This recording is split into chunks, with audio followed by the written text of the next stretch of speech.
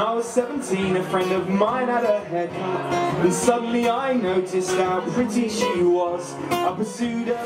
Hi, this is Zoe Starcia of Starzia Productions, tonight here at the Wheelbarrow interviewing Dave Giles performing tonight. So Dave, why did you want to be a musician in the first place? I didn't really want to be a musician. I wanted to be an astronaut until I was about 17, and I went on a career day and at the RAF because I was going to be wanted to be a fighter pilot or a test pilot, so I could become an astronaut. And I can't see very well, my left eye. But no one told me that in all my years of saying I want to be an astronaut. No one said because you can't see, you're not going to be able to do it. And eventually I got told. So I was like, what do I do now? And I'd always played in bands and stuff, and the drummer in the band I played with, his auntie was a professional drummer, and she went to this music school, or got him to go to this music school for a workshop day or something, and he came back and gave me a prospectus and said, you should look up this school, it's pretty cool, you know. And I did, and then thought, actually, can you make a living playing guitar? That might be fun. So yeah, that's kind of how it happened, and I just, you know, my family supported me, and I did my research and found out how I could earn some money and started doing it. How did you find the transition from being in a band to going solo? It took a long time to get right. I was used to just being the guitarist in a band, having the lead singer out front, and me standing on the right with me head mic and, you know, jumping around the stage. And then suddenly I had to start using a microphone, and I was rubbish. I was really awful. I had no idea how to control a room or, you know, put on a good show. When it's just you on stage, you know, I couldn't run around anymore. I couldn't jump on a bar and be like, here's me.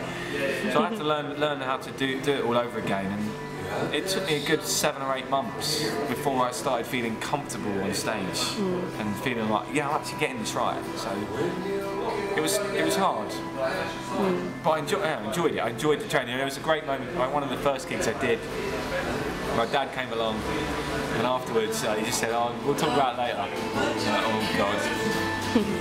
That's not good news. And I went home back to the mum and dad's the next day for a family meal, and he pulled me into his little study and he went, "Are you serious about this? Is this solo thing really going to work?" Because I was that bad. So yeah, I'm lucky that I've got people close to me and looking out for me, and he just wanted to make sure that I was aware that I was rubbish. And I was. I knew. I said to him, "No, I know. I've got to learn. And give me time." And they did. And he's now fine. He comes on tour with me now. He can't hate you that much.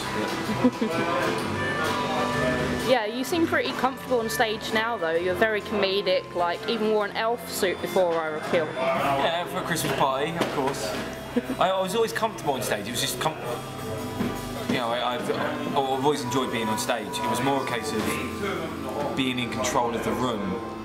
You know, I didn't mind being on the stage. It was am I actually doing a good job on the stage, which I was trying to get right. So yeah, but that just comes from doing it and confidence from doing it. And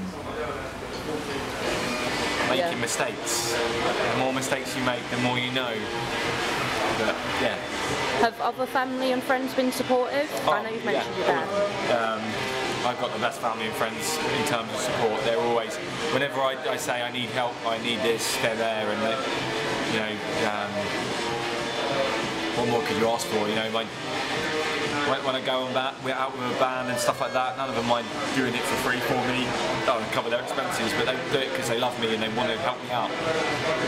If I end up making money, I will pay them. But at the moment, I just, you know, one step at a time. But yeah, I've got brilliant supportive friends. That's good. So, who have you actually worked with before performing? Not that many people, and a lot of the time I'm self-promoting.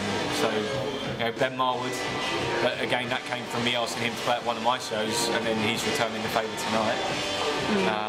You know, the likes of Danny Gruff, who again, the Candle Thieves, Room 94, Franco.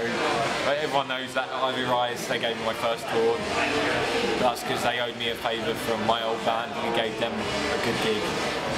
Yeah, no one's superstars. There's a few people that could end up being superstars, but at the moment it's still on the same level, which is nice. It's a good community.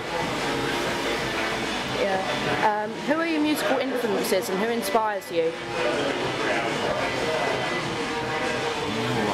Favourite band ever are the Beatles. Amazing. As a singer-songwriter, people like Billy Bragg. It's like Billy's my hero. I just worship him. And then, like more recently, Frank Turner. Although I started doing all this before I knew who Frank Turner was, and I got into Frank because everyone kept saying I sounded like him, and it wasn't because I was trying to be him. I didn't know who he was when I started. It's just obviously something that happens that we're both doing a similar kind of thing. In my opinion, he does it better than me, but yeah, he's been doing it a bit longer. I'll catch up. Yeah, loads of people. I'm a music fan, so I like most things. But yeah, the Beatles and Billy Bragg, probably how I stuck there. Where do you think that you'll end up in a few years then? I don't know. You never know in this game. I think one of the things when you're in a band, the natural thing, the thing you aim for in a band is to be huge. You want to be playing Wembley Stadium. You want to be the Rolling Stones, Muse, and U2. You want to be that size. The singer-songwriter is not about being big. It's about intimacy and being able to tell your stories. I once had a girlfriend. You may find it hard to believe, but I did once have a girlfriend, and we were together for 6 years.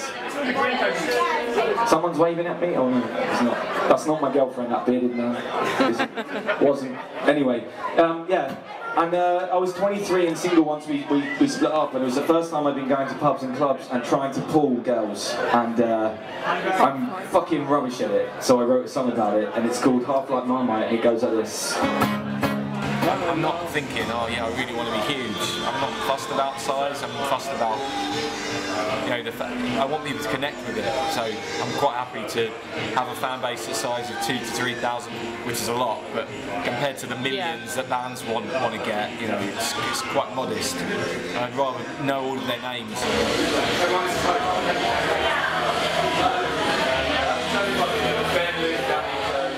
That's kind of how I want it to be.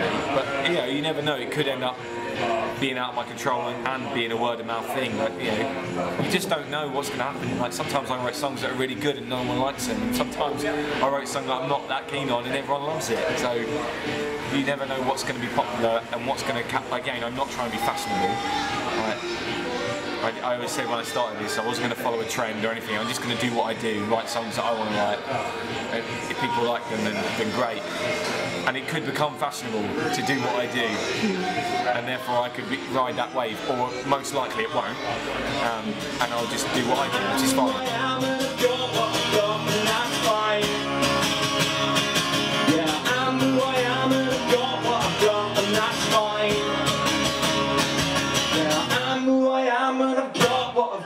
And that's fine. And I'm very happy doing that, because you know, who else gets to make a living, try and make a living playing songs and playing out on the road, performing their songs. Having them being sung back to me is incredible when that happens. The funny thing about the intimate small gigs is you get what's called the whisper sing, where people would want to sing along but they don't really sing, they just kind of whisper the words. That's when you get a room full of people doing that, it's quite funny. But yeah. I don't know where I'm going to be in 2 or 3 years. Who knows? Who knows? I'll just keep writing songs. What's your favourite song of yours to perform live then? I don't really know. It depends on the situation and the gig. I don't know. Any song where people want to sing along is great with me. That's when you're like, wow, this is awesome. The song that you've written in your bedroom, suddenly people are singing back at you in a different part of the country. That's insane. So I don't really have a favourite of my own to perform. Just yet. And it was quite loud, but let's be honest, it could be better. As I said, this is an audience participation song. That means in the middle bit, when I'm rapping my arse off like the middle class white boy that I am, I need you guys to be doing the backing vocals. Now you've all watched the X Factor, you all know it's not about how in tune you sing, it's about how loud you sing that actually makes you win. So that's the deal really. When I'm doing the rap, you just have to go, as loud as you can, just like that, okay? Let's try it. On your first tour, you played 9 cities in 9 days. What was that like? Great, tiring. My hit a wall after the 7th night where I literally got off stage. We were supposed to be going karaoke that night, and I just went, I need to go and sleep. I think a lot of people think, yeah, touring's great, I love it. It's hard work, and especially the way I tour, where I'm so in, you know, I don't let up. As soon as I get back to the hotel, even if I've got a few drinks on the table or eating, I've got the laptop out and I'm thanking everyone who's been and all that fun stuff. And you know, chasing people up for the next night is just as important, you know, or if not more important. No, it's not. Thanking people is the most important thing. Yeah, so it's pretty much non-stop, and you know, bed at 4 o'clock, and I'm up at 6, carrying on from what I was finishing up with. My dad came on tour that tour. It was the first time he'd been on tour with me, and he couldn't believe how much work I was doing on the tour, and I think he thought it was just a glorified holiday, and it really isn't. But it's fantastic because the gigs are fantastic. When people come out to want to watch you and support you, it's just such a buzz. Yeah, so yeah, when you can travel halfway across the country and people want to hear your songs, it's awesome. But yeah, 9 in 9 days. I haven't done that since, and I probably won't do it again because that was my first one, and I didn't know that it was going to be that stressful. Not stressful, tiring. It wasn't stressful, it was tiring. So yeah, the next one I did was 6, which was a bit more manageable. I was still tired, but I wasn't so jaded by the end of it, where after the first tour I slept for 3 days. But there you go. In the morning, if you're lying in bed next to Joe in the morning and you're really hungover, I'm in bed with Joe as much as I can possibly get in bed with Joe. That's what happens when you're in love with your best friend. And he doesn't do it anymore. He just blows up the airbed and sleeps in the lounge. But it used to be a time when... Anyway, when you're really hungover and you're just lying there, and you know when there's those moments when no words can be spoken, you both know that the other person is feeling just as shit as you are. You always know that Joe's going to do this out of his arse.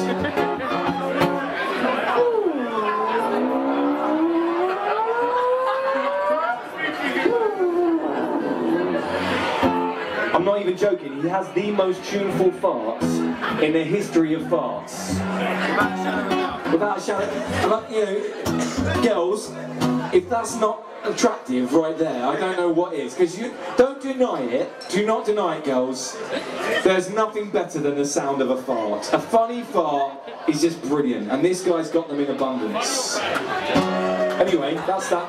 If you ever hear this song again, you now know what that line's about. And I'm halfway through a song, so I'm going to carry on. Also done a living room tour before, so could you tell us a bit about that? Yeah, it's non-stop, it's ongoing. Basically, if people want me to come and play in their house, I will do. All I ask is that I get fed and you cover my petrol expenses. And I basically come and I play a gig for you and your friends in your house. And yeah, that's basically it. You know, it's just a good time for me to get to know people a little better and be intimate, and I bring all my merchandise and stuff like that. That's hopefully people buy it and things like that. But I love those gigs. I love getting to know the people that want to listen and all that kind of stuff. So yeah, that's where that idea came from. And I'm always asking people to come to me. Well, come out to this gig. Come out to this gig. Yeah. It's nice to say I'll come to you as well. Yeah, people really want to listen, and I'm quite happy to come into your house. As long as you get a good cup of tea. Yeah, sometimes I have to make it myself, but just to make sure. She made a perfect brew, it's incredible to think that she did put up with all my shit.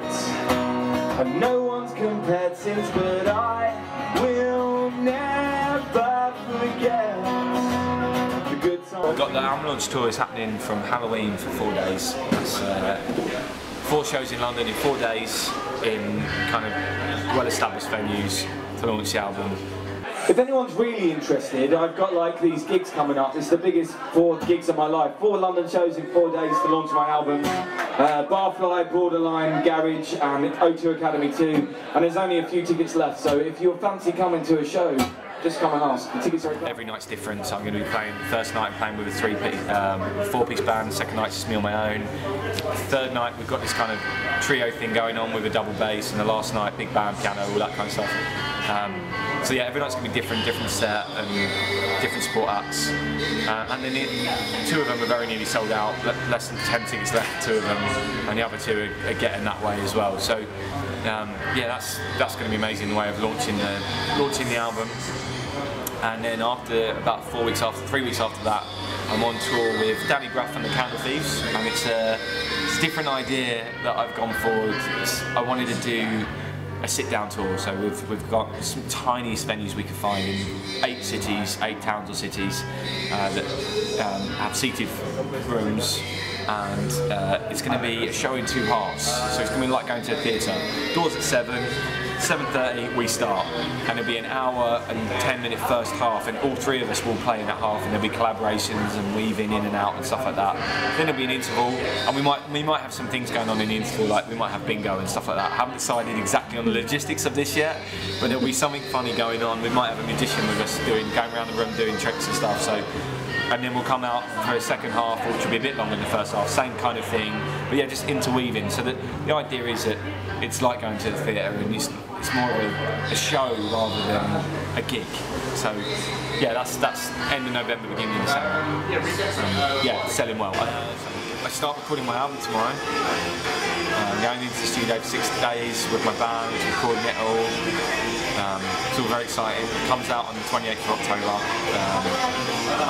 So yeah, watch this space, get it on pre-order, and we've got some music videos coming up for it as well. So lots of stuff in the pipeline. Hopefully you'll like it all. Hopefully I'll like it all. What can we expect of the new album? It's going to be bigger than what I've done before. There's more instruments, and it's being produced by someone else rather than by me. So it's nice. It's my songs being interpreted and given it something a bit extra, which when you write the songs is often hard to try and find. And the pre-production we've done with all the arrangements sound awesome. So hopefully once we record it properly, it's going to be good. But you never really know how it's going to turn out. Yeah, it should be good. That's brilliant. Thank you, Dave. Bills of power, income woes, no heartache caused by reproduction plans. What happened to those village days I explored, I climbed, I thought I was invincible. What happened to those village days? What happened to my youth? Details can be found at www.davejgiles.com/tour. And where else can people connect to you? Facebook, YouTube? Yeah, YouTube, Facebook, Twitter. I think I'm still on MySpace. But yeah, no one uses it anymore. I haven't logged on for ages, I probably should in case I've seen any messages. But yeah, mainly Facebook and Twitter and YouTube. All / Dave J. Giles. Actually, Facebook probably isn't, but if you go on my website, davejgiles.com, you'll find links over there. Fighting stupid pirates with wood and swords. I crow until I can't talk. I'm without loads of really epic food fights. Your life would straight in Neverland. Because imagination is a really great game, and it might seem like bad form. But I never want to grow up. No, I never want to grow up. Here's my big finale. No, I don't ever want to grow up. I don't ever want to grow up. I don't ever want to grow up. But I'm getting old. But I refuse to grow up. 'Cause where's the fun in that? No, there's no fun in that. Thank you very much, I've been Dave Giles. Stick around with Ben Marwood, my hero. I love the guy.